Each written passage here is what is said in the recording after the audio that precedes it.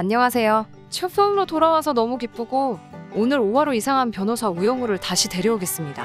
그런데 제가 에피소드를 시작하기 전에 여러분께 질문을 하나 드리고 싶습니다. 여러분은 훌륭한 변호사에 대해 어떻게 생각하십니까? 소송에서 항상 이기는 변호사일까?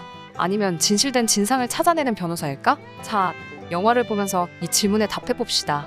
이전의 에피소드와 마찬가지로 각 에피소드는 별개의 사건과 관련된 다른 주제입니다. 이번 제호편은 특허와 지적재산권 문제에 관한 소송입니다. 영화 이야기는 현금 인출기의 일종인 현금 저장장치의 일종인 카세트 상자의 설계도 소유권 분쟁에서 비롯됩니다. 이에 따라 투자자들은 이화의 설계도가 금강산과 비슷하고 가격이 더 높다고 느끼기 때문에 금강산을 장기 거래 파트너로 선택했습니다. 한편 이화 이사는 이 설계안이 회사에 유용한 솔루션을 등록했다고 주장해 라이벌인 이화 ATM과 금강산 ATM 두 업체 사이에 분쟁이 발생했습니다. 그리고 이번 소송은 영우와 권 변호사가 담당했습니다.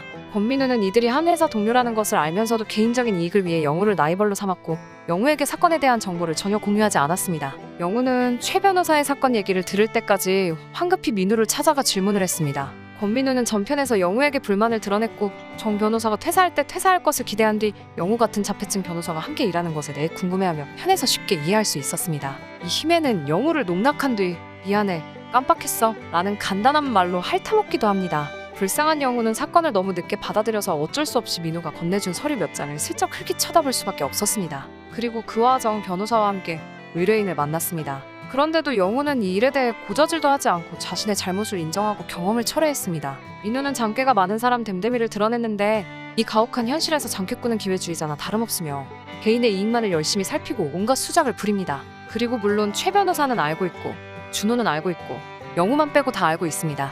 이 에피소드에서는 도입부부터 꽤 멋진 것들이 등장하는데 개인적으로 이화의 사장이 속임수에 대해 이야기할 때 누군가 속기로 결심했다면 우리가 함정에 빠지지 않을 수 있겠는가? 라든가 누군가 마음을 재는 자를 대느냐 등 이 또한 사실이라고 생각합니다. 나는 그런 현실적 인생 철학을 영화들이 엮어가는 것을 매우 좋아합니다. 여러분은 이런 것들에 대해 어떻게 생각하십니까? 그리고 저는 제 가족 중 가장 친한 사람도 때때로 거짓말을 하기 때문에 정확하다고 생각합니다. 본 콘텐츠로 돌아온 이화사는 금강산 ATM사에 대해 영업금지 가처분 신청을 냈습니다. 그러나 1심이 되자 금강 ATM 측 변호인은 이화사가 개발한 기술이 실제로 기술박람회에서 공개된 적이 있는 제품을 모방한 제품이라는 증거를 제시했습니다. 하지만 영우는 기술을 바탕으로 했지만 이화는 다른 작은 디테일을 개발했다고 반박했습니다. 이때 금강 측은 이화가 이 기술을 개발한 첫 번째 업체인 리더스사의 제품을 완전히 베꼈다고 주장하며 반발했습니다. 그러나 리더스사는 파산했고 그들의 ATM기는 전부 파괴되었습니다. 두 라이벌 회사의 사장으로부터 법정 다툼을 지켜보던 영우는 의뢰인의 진술에 의문을 품기 시작했습니다. 그녀는 그가 자신이 개발하고 있는 제품에 대해 거짓말을 하고 진실이 무엇인지 확인하고 싶어 한다고 주장했습니다. 그런데 민우는 그걸 원하지 않았고 민우는 제가 이 소송에서 이겼으면 좋겠다고 했습니다. 그래서 첫 번째 질문입니다. 여러분은 훌륭한 변호사가 어떤 사람이 될 것이라고 생각하십니까? 항상 승소 변론을 할 건가요? 아니면 진실을 찾는 사람이 뭘까요? 하지만 이 장면들을 보면 또 다른 의문이 생깁니다. 만약 아와 ATM의 사장이 거짓말쟁이이고 그들이 개발한 제품이 실제로 아이디어를 모방한 제품이라면 거짓말쟁이의 변호사들은 마음이 편안해지지 않을까요? 이 질문에도 마찬가지지만 사건이 살인사건일 경우 살인자인 의뢰인을 변호하면 어떨까요? 단순한 저작권 분쟁이지만 대답하기 어려운 두 가지 질문을 열어주는 내용의 에피소드입니다. 또한 에피소드는 가짜 차별에 대해 언급했습니다. 요즘 사람들이 얼굴에 수십 개의 다른 마스크를 쓰고 있을 때 저는 그들의 진짜 얼굴이 무엇인지 모릅니다. 일반인에게는 가짜를 가려내기가 어려웠고 영우에게는 더 어려웠고 라미에게는 가짜를 가려내도록 열심히 지도를 받았습니다. 상대방의 눈을 보고 준호에게 가르침을 받아서 가식적으로 구별하고 싶었고 그들의 몸매와 활동도 살펴보아야 했습니다. 영화의 세부 사항과 장면은 간결하고 이해하기 쉬우며 재미있는 느낌을 줍니다.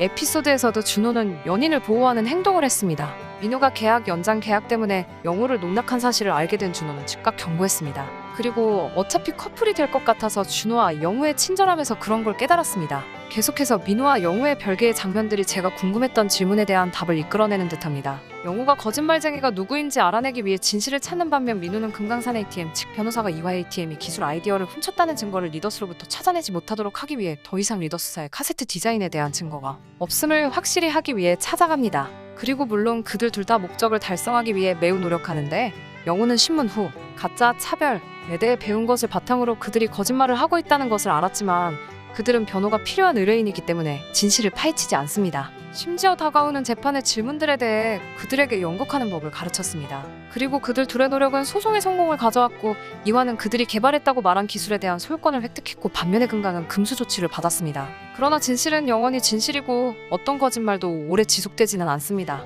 금강 사장은 영우에게 편지를 보낸 뒤 샅샅이 뒤졌다가 결국 리더스사의 잔존 ATM기를 발견해 소송을 바꿨습니다. 그 결과 이화는 ATM 리더로부터 모든 기술을 베꼈다는 사실이 알려졌습니다.